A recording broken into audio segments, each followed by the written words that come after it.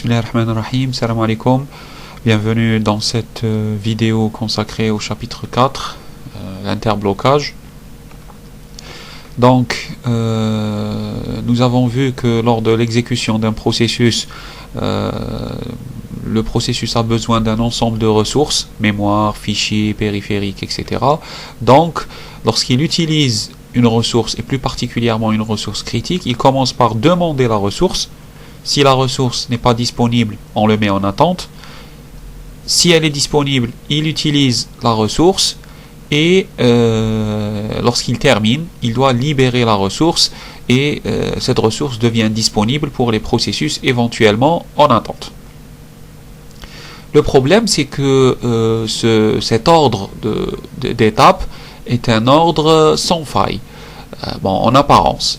Mais on peut prendre le contre-exemple suivant, donc deux processus P1, P2 et deux ressources R1, R2. P1 détient R2, P2 détient R1 et P1 demande R1 et P2 demande R2. Alors on remarque que la situation est stagnée, ça veut dire P1 ne peut pas avancer parce qu'il n'a pas les ressources P2 pareil, mais il ne peut pas avancer parce que les ressources donc on se retrouve dans une situation anormale.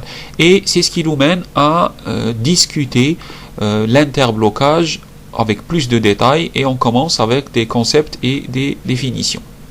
Tout d'abord, la première définition assez globale, c'est que lorsqu'un ensemble de processus est dans une situation d'interblocage, ça veut dire que chaque processus attend un événement,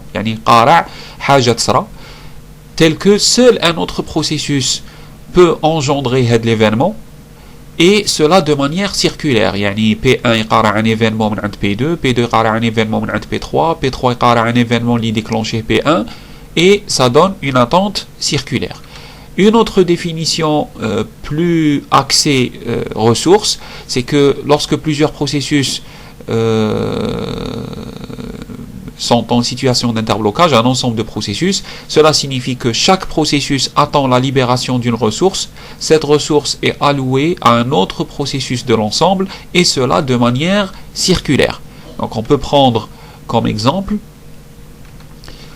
P1 qui détient la ressource R1, P2 qui détient R2, P3 qui détient R3.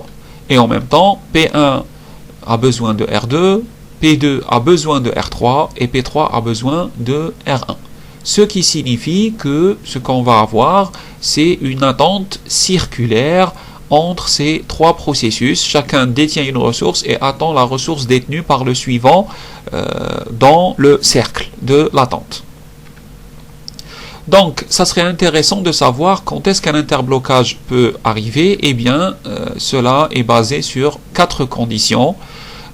Si ces conditions sont présentes, on parle d'une situation d'interblocage. D'abord, l'exclusion mutuelle, comme vous l'avez déjà. Donc, à un instant T, une ressource est allouée à un seul processus. Et si un processus utilise la ressource critique, les autres processus doivent être empêchés d'y accéder en même temps. La détention et l'attente, les processus détiennent des ressources et demandent d'autres. À un instant T, chaque processus a des ressources déjà ou mais elle y demande. Pas de préemption, les ressources ne peuvent être retirées au processus, ça veut dire qu'un processus a une ressource, elle ne pourra lui être retirée de son plein gré. Et enfin, l'attente circulaire, c'est une chaîne de 2 processus ou plus, c'est-à-dire au moins 2 processus. Chaque processus dans la chaîne requiert une ressource, une ressource allouée au processus suivant dans la chaîne, et cela de manière circulaire. Les 4 conditions, c'est les conditions de Kaufman. Qui nous vérifier, ça veut dire que nous sommes dans une situation d'interblocage. Il y a les 4 conditions en même temps. Un exemple simple, l'exemple de la circulation. Donc imaginez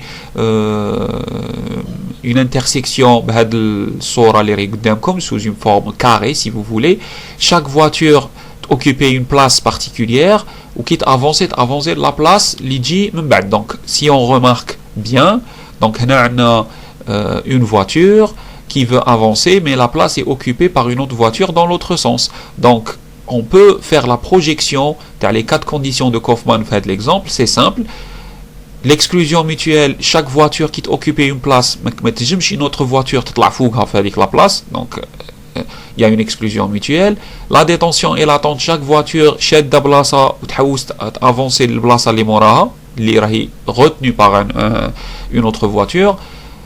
Pas de préemption, ما نقدروش نقلعوا une place détenue par une voiture. Par exemple هاد la voiture هنايا ما تقدرش تدمر هاد la voiture باش تدي لها بلاصتها.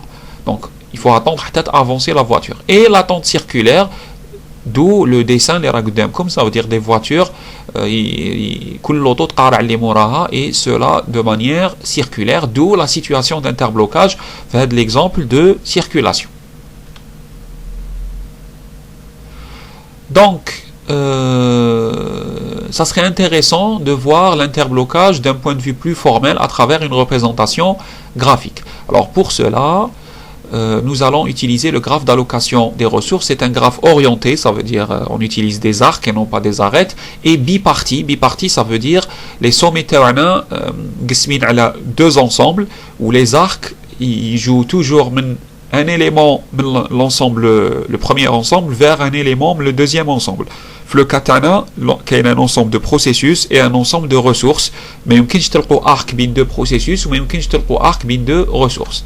Donc deux types de sommets, comme je viens de le dire. Les processus, ils jouent généralement représentés sous une forme sous la forme d'un cercle. Les ressources, c'est un carré dans lequel on trouve des jetons au nombre d'instances de la ressource. Ça veut dire il a dit 3 instances de la ressource RJ, dire 3 jetons. Deux types d'arc. L'arc de requête, le processus يروح la ressource, ça veut dire on demande, le processus demande la ressource en question. L'arc d'allocation, par contre, un jeton, ça veut dire une instance de la ressource, elle est détenue par le processus PI. Donc il faut se rappeler d'une chose: dans un graphe d'allocation des ressources, si nous avons un interblocage, cela signifie que nous avons un graphe avec circuit. Mais l'inverse n'est pas toujours vrai. Ça veut dire on ne peut pas supposer que si nous avons un graphe avec un circuit, ça veut dire qu'il y a un interblocage. Et la preuve est, comme l'exemple, remarquez que dans l'exemple, on a un circuit, P1 a besoin de R1 détenu par R3, par P3, pardon, P3 a besoin de R2 détenu par P1 et ainsi de suite. Mais si vous remarquez, P2 détient une instance de R1 et P4 détient une ressource de R2. Le cas P1 il libère R1, on peut satisfaire la requête de P1, et si P4 libère une instance de R2, on peut satisfaire la requête de P3. Donc déduction, il n'y a pas d'interblocage malgré que qu'il y ait un circuit.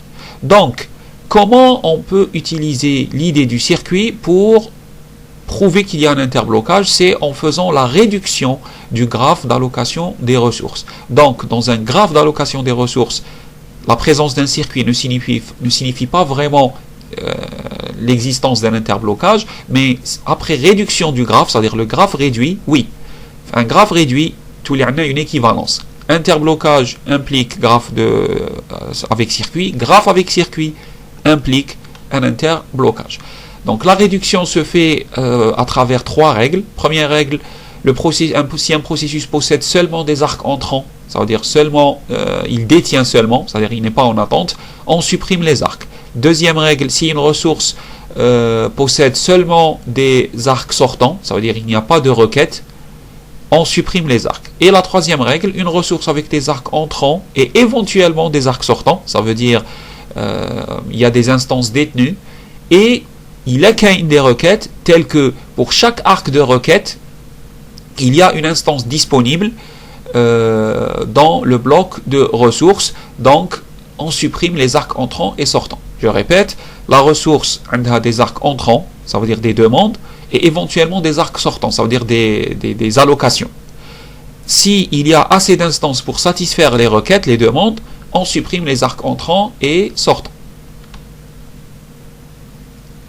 Exemple, on a 4 processus, P1, P2, P3, P4, et 3 ressources, R1, R2, R3. Alors, les règles vont s'appliquer en plusieurs passages. Kinoslo, le passage libre, on ne peut plus appliquer des règles, on regarde s'il y a un circuit ou non. Donc, on commence. Premier passage, la règle numéro 1, on remarque que P1 satisfait la règle, donc on supprime les arcs entrants phi P1. Deuxième règle, on ne peut pas l'appliquer, mais il y a une ressource qui satisfait la règle. Troisième règle, on a R1. R1 fait des arcs entrants et des arcs sortants, mais il y a des instances libres pour satisfaire les arcs entrants, donc on supprime les arcs entrants et sortants. Donc ça c'est le résultat après le premier passage. Deuxième passage, P2 satisfait la règle 1, donc on applique et on supprime les arcs. La règle 2 et 3 ne sont pas applicables.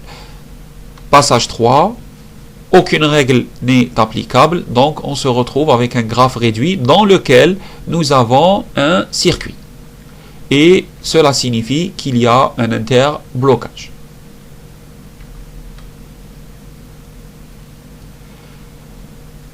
Un autre point important, d'ailleurs vous vous en doutez, c'est comment traiter l'interblocage. Alors pour traiter l'interblocage, c'est simple, 4 politiques existent. D'abord, ignorer l'interblocage, ou ce qu'on appelle la politique de l'autruche. Prévenir l'interblocage en empêchant l'apparition de l'une des 4 conditions de Kaufmann. Éviter l'interblocage consiste à allouer dynamiquement des ressources avec précaution. Ça veut dire, des ressources, les processus, on doit être prudent de manière à ce que si une allocation peut conduire à un interblocage, on peut aller jusqu'à suspendre le processus. Donc, au meilleur des cas, on n'alloue pas les ressources, au pire des cas, on suspend le processus. Et enfin, détecter et guérir l'interblocage. La détection, bien sûr, c'est détecter l'interblocage et éliminer des processus bloqués éventuellement pour débloquer la situation. Donc, d'abord, ignorer l'interblocage. Alors, la politique de l'autruche consiste à ignorer le traitement des interblocages en prétendant qu'il n'y a aucun problème. Ça veut dire dire au climat canuelo. Mais pourquoi on fait ça? Parce que certes, c'est une solution qui n'est pas toujours acceptable, mais raisonnable à l'âge si on considère que les interblocages surviennent rarement et que le coût de prévention contre les interblocages est plus ou moins coûteux, il est prohibitif. Donc, on préfère utiliser la politique de l'autruche à l'âge parce que généralement, les systèmes d'exploitation payants à l'âge parce que s'il prévoit un traitement pour la prévention, ça va être coûteux et donc le prix à le système d'exploitation radizide. Donc la plupart des systèmes d'exploitation adoptent cette stratégie pour réduire les coûts de réalisation. Prévention de l'interblocage. Alors au moins une des 4 conditions de Kaufmann est éliminée et on commence avec l'exclusion mutuelle. Bien sûr, comme vous connaissez la définition de l'exclusion mutuelle, éliminer cette condition nécessite d'autoriser autant de processus que possible à accéder à la ressource partagée. Ça veut dire la ressource partagée, nous avons plusieurs processus y accéder à la fois, sauf que c'est difficile à l'âge parce que il y a des ressources qui ne sont pas partageables, telles que un fichier. On ne peut pas le partager entre plusieurs rédacteurs. Deuxième condition, la détention et l'attente. 2 méthodes existent. D'abord, la méthode une qui est la demande globale à l'avance. Les processus doivent demander leurs ressources à l'avance, mais c'est difficile à réaliser en pratique parce que l'allocation est généralement dynamique. Et c'est une méthode coûteuse parce que obliger les processus à demander à l'avance toutes leurs ressources nécessite, c'est-à-dire c'est coûteux en ressources et en sauvegarde de contexte. Deuxième méthode, c'est la demande après libération. Un processus ne doit demander des ressources supplémentaires qu'après avoir libéré les ressources qu'il occupe déjà. Ça veut dire, il a par exemple une instance de R1, mais il doit demander R2 pour libérer R1. Et même ça, c'est pas toujours évident à réaliser. Pas de préemption, donc c'est envisageable uniquement pour certaines ressources. Les ressources, les nijmoun sauvegardent le contexte. Ça veut dire le medina, le processus, etc. Donc un processus qui détient un certain nombre de ressources X et il demande des ressources Y, un nombre de ressources Y, mais impossible à allouer immédiatement. Qu'est-ce qu'on fait? On lui retire les ressources X ou il prend X plus Y. Ça veut dire qu'il a X, il demande Y, ça ne Y, on X ou X plus Y.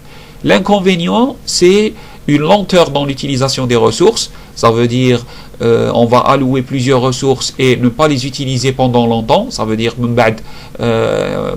il se peut غادي يكمل بx من بعد كي تعطيه x plus y غادي à un moment x يقعدوا عنده alloué وهو راه يخدم غير ب y. Et une famine possible puisqu'un processus peut être retardé indéfiniment. علاش du moment que غادي نخلوه يقارع x plus y إلا كان y ما توفرتش غادي ما يدي لا x لا y juste parce que une des deux ressources est occupée. Et enfin, l'attente circulaire, une des solutions proposées, c'est de numéroter les ressources et de forcer les demandes des ressources dans un ordre croissant d'énumération. Ça veut dire, on va numéroter les ressources 1, 2, 3, et pour obtenir ou acquérir une ressource d'ordre I, il faut d'abord obtenir toutes les ressources nécessaires d'ordre J, telles que J inférieur à I. Par exemple, si le processeur est numéroté à 1, l'imprimante à 2 et le lecteur CD-ROM à 3, pour utiliser l'imprimante et le lecteur CD, d'abord il faut demander l'imprimante, ensuite le lecteur CD. Même il a le processus utiliser le lecteur CD avant l'imprimante. L'algorithme est inefficace à l'âge parce qu'on va monopoliser inutilement certaines ressources. Qui mène à l'exemple immédiat, où Abradi يبدا يخدم بالlecteur CD, mais il est l'imprimante ou le lecteur CD dans cet ordre, donc غادي يخلي l'imprimante mais utiliser ويبدا بالlecteur CD, donc il va la monopoliser l'imprimante inutilement. Ensuite, troisième politique, c'est éviter l'interblocage. Pour comprendre la politique, on va définir un nouveau type d'arc appelé l'arc de réclamation, représenté en pointillé et orienté d'un processus vers une ressource. La signification c'est que le processus aura besoin de la ressource en question, mais dans le futur. Par exemple, P1 détient, demande R1 maintenant, P2 détient R1 et demande R2 maintenant. P1, grâce à un arc de réclamation, va exprimer sa volonté de demander R2, mais dans le futur. Maintenant, si on arrive à travers les arcs de réclamation de connaître les demandes des processus dans le futur, on peut prévoir deviner s'il va y avoir dans le futur un éventuel interblocage et prendre des mesures pour l'éviter. Donc, pour éviter l'interblocage, lorsqu'un processus demande une ressource, le système doit déterminer si l'attribution de la ressource est sûre. Donc, l'idée, c'est de garder le système toujours dans un état sûr, appelé aussi état sain. Qu'est-ce qu'un état sûr? Un système est dans un état sûr s'il y a une séquence d'allocation de ressources, ce qu'on appelle la séquence saine, telle que tous les processus peuvent terminer leur exécution. Donc, le système, il compte dans un état sûr, il est qu'un dans le futur, tous les processus pourront terminer leur exécution. Exemple simple, أي واحد اللي يبغي vérifier إلا كان la paye تاعه غادي تكفيه pour le mois، شا غادي يدير؟ غادي يشوف les dépenses اللي غادي يديرهم dans le futur، يعني شا غادي يصرف. Si en faisant les calculs, يلقى بلي il va pas être dans un déficit, donc غادي يقول بلي tiens, je suis dans un état sûr. Une séquence saine P1, P2 jusqu'à Pn est une séquence définie comme suit. Il s'agit d'une suite de satisfaction des besoins des ressources, des processus en ressources, ça veut dire on va les satisfaire dans cet ordre, P1, P2 jusqu'à Pn, tel que, quel que soit Pi dans cette séquence, la requête de Pi est satisfaite grâce aux ressources couramment utilisées par Pi, ça veut dire les RAM déjà, ou les ressources détenues par PJ telles que J inférieur à I. Ça veut dire P2 par exemple, mais comme l'exécution il va le faire les ressources les rachadhom drouk plus les ressources les rahom عند P1. Pour P4 pareil, les ressources les عند drouk plus les ressources les عند P3, P2 et P1. Ça veut dire qu'il ne pourra terminer que si P1, P2, P3 libèrent les ressources, mais si zidhom les rahom عنده et il termine son exécution. Exemple simple, P1, P2, P3, des processus, et nous avons leurs besoins en termes de ressources, une seule ressource en question. Donc, on a les besoins maximaux, les globalement, les besoins actuellement satisfaits, les déjà, et les besoins restants. Donc, si on prend l'exemple, nous avons 3 ressources disponibles à l'instant T. Quel processus pouvons-nous satisfaire? C'est P2, علاش خاصه 2 ressources. Donc on va lui attribuer les 2 ressources. يبقى لنا 1. هو يولي عنده 4 ressources actuellement satisfaites, il n'a plus besoin de rien et il pourra terminer. Mais يكمل يرد les 4, ça veut dire اللي كانوا عنده واللي عطيناهم له. Donc on se retrouve avec 5 ressources disponibles après la fin de P2. Maintenant on peut satisfaire P1. نعطوه شارع باغي يولي عنده 10 يكمل يرد لنا les 10. On satisfait P3, il prend les 9 اللي يحتاجهم يبقاو لنا 4 parce qu'عطيناه 6 كان عنده déjà 3. Il termine et on récupère l'ensemble des ressources disponibles. Donc là, dans cette situation, le système est dans un état sûr. Par contre, l'exemple, le deuxième exemple, si on remarque bien, on a 2 ressources disponibles. Certes, on peut satisfaire P2, mais le كنعطوه les 2 ressources غادي يكمل ويرد لنا 4. Une fois يرد لنا 4, on se retrouve avec 4 ressources, mais les 2 processus restants خاصهم 5. Donc on ne pourra pas les satisfaire. Du coup, ما كانش une séquence saine qui m'a fait l'exemple الاول. L'exemple الاول c'était P2, P1, ensuite P3. Non, il n'y a pas de séquence saine, donc l'état n'est pas sûr. Du coup, on va avoir besoin d'un algorithme, c'est-à-dire bien fait, qui nous permet de vérifier si le système est déjà dans un état sûr et si, lorsqu'il y a une requête émise, on peut la satisfaire tout en gardant le système dans un état sûr. Et c'est bien l'algorithme du banquier proposé par Habermas et Dijkstra. Il est inspiré, comme son nom l'indique, des systèmes bancaires. Lorsqu'un nouveau processus dans le système est lancé dans le système, il doit déclarer le nombre maximal d'instances de chaque type de ressources dont il aura besoin. Ça, c'est une condition nécessaire. Et lorsqu'un processus demande un ensemble de ressources, on doit s'assurer que la satisfaction de la demande gardera toujours le système dans un état sûr.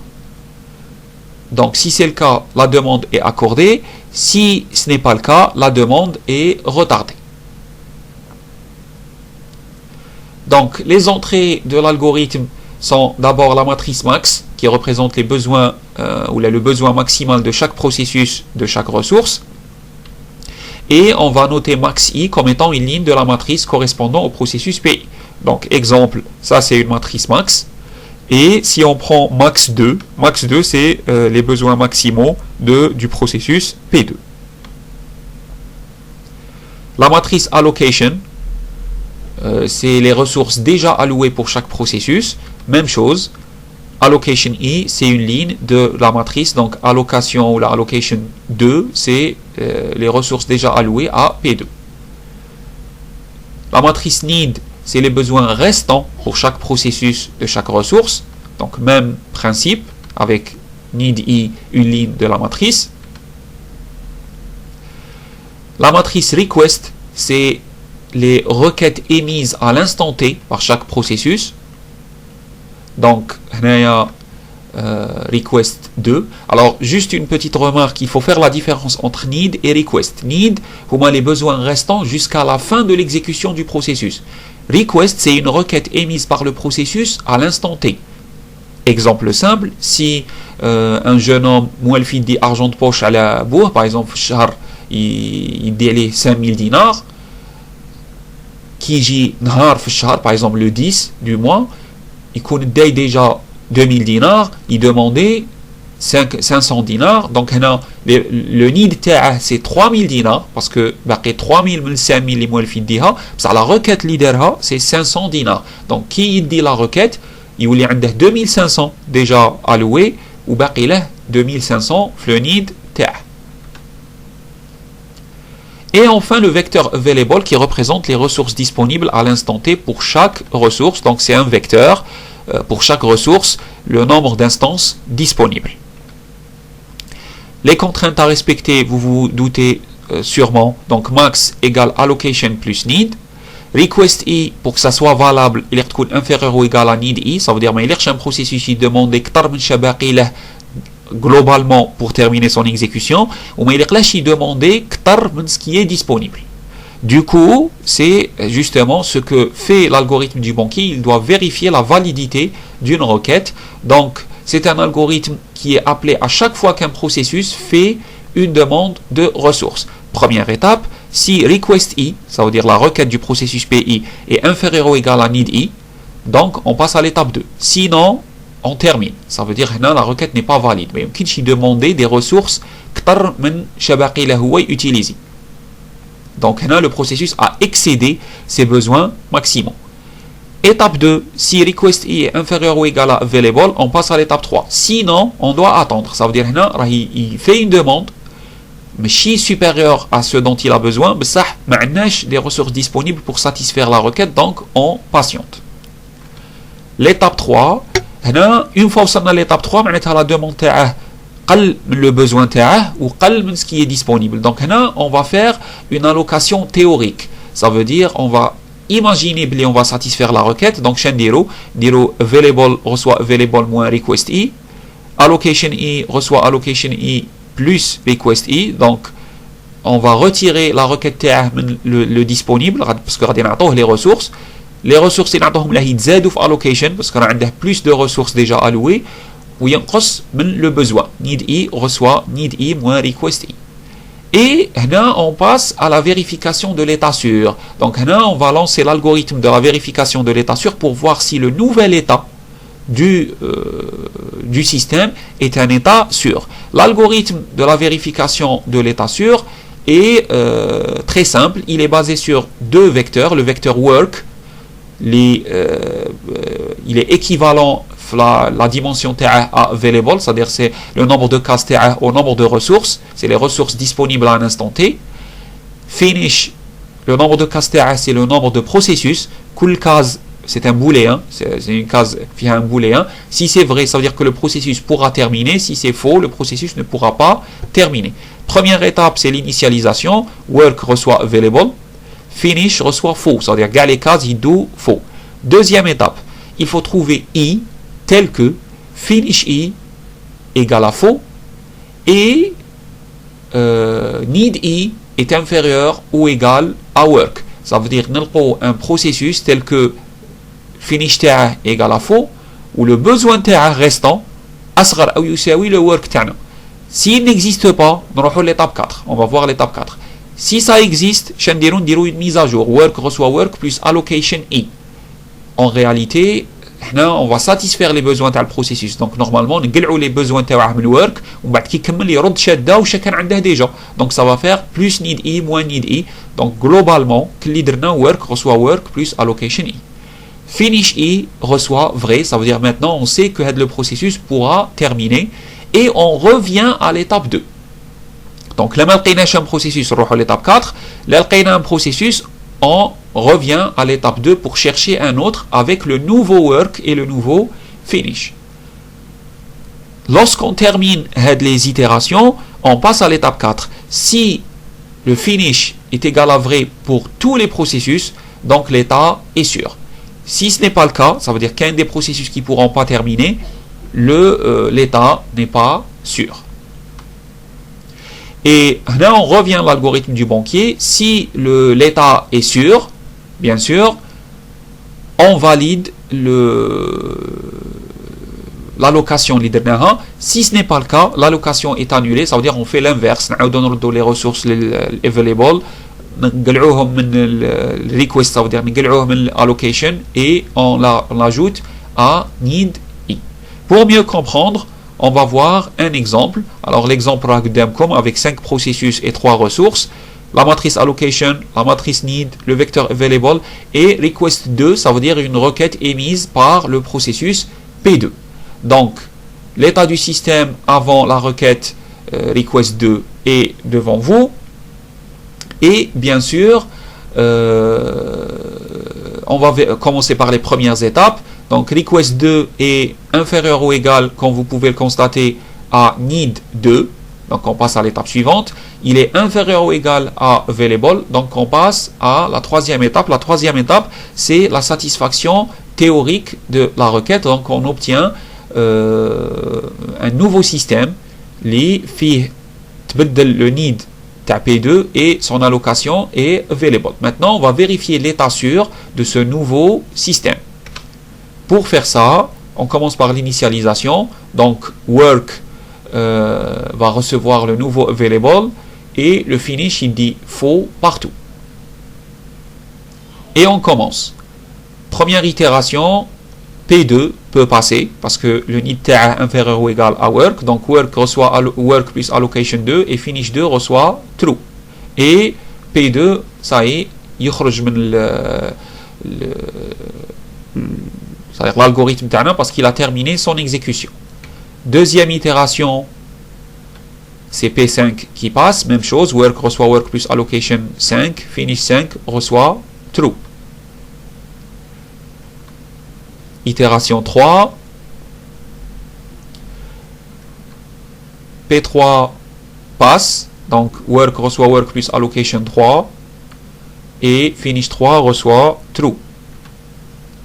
Ensuite, P1 passe, même traitement, et en fin de compte, itération 5, c'est P4 qui passe, work reçoit work plus allocation 4, finish 4 reçoit true, et on passe à la conclusion. La conclusion, pour tous les processus PI, nous avons finish I égale à true, donc l'état est sûr. On revient à notre algorithme, donc validation de la requête et le nouvel état du système est celui que vous voyez devant vous. Limite de l'algorithme du banquier, c'est un algorithme coûteux en temps d'exécution et en mémoire. Pourquoi? Parce qu'il faut manipuler plusieurs matrices et il doit être déclenché à chaque demande de ressources. Donc, on doit déclencher l'algorithme de vérification de l'état sûr et c'est un algorithme coûteux en opération réalisée. En plus, c'est un algorithme théorique parce qu'il suppose que chaque processus va déclarer à l'avance les ressources qu'il doit utiliser en type et en nombre. Et ça, c'est difficile à réaliser en pratique. Et il est pessimiste parce qu'il peut retarder une demande de ressources dès qu'il y a un risque d'interblocage, malgré que l'interblocage peut ne pas survenir. Donc, on passe à la quatrième politique, qui est la détection de l'interblocage. La détection passe par l'algorithme de détection. L'idée est similaire à celle de l'algorithme du banquier, même principe. Généralement, il est lancé à chaque requête, mais parfois on le lance périodiquement. On va voir pourquoi.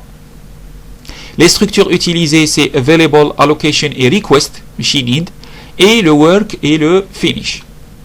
L'algorithme a la même structure à peu près que l'algorithme de la vérification de l'état sûr. Donc l'étape là, Work reçoit Available.